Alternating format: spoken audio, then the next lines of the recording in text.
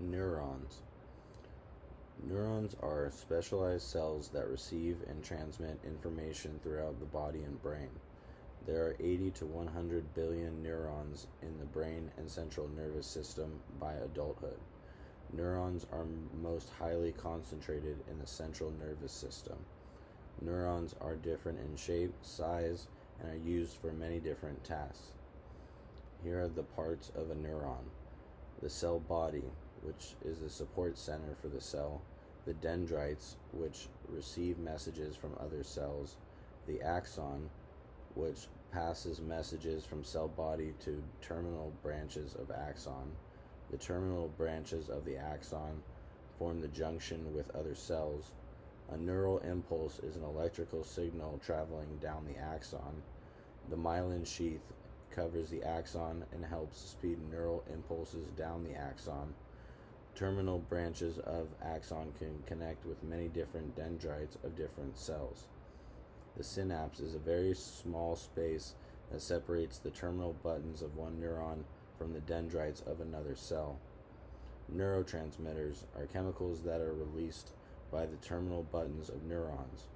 Neurotransmitters can excite, which is increase the chances of or cause the second neuron to release its neurotransmitters, or inhibit, which is reducing the likelihood that the second neuron releases the neurotransmitters. When dendrites of a neuron are excited, they start something called an action potential. An action potential is an all or none signal that is sent along the axon of the neuron. It starts at the axon hillock area at the beginning of the cell body and the axon, and continues to the terminal buttons. It involves an exchange of positively and negatively charged ions along the length of the axon. The exchange of ions allows a cell to be activated. Actions in the synapse. Activation.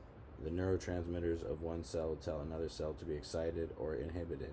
The neurotransmitters can temporarily cling to the dendrites of another neuron and influence this neuron based on the type of neurotransmitter released.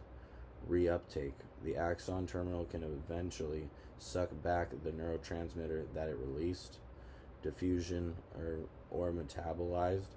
The neurotransmitter can be broken down, washed away, or used up by other cells and enzymes that are located in the synapse.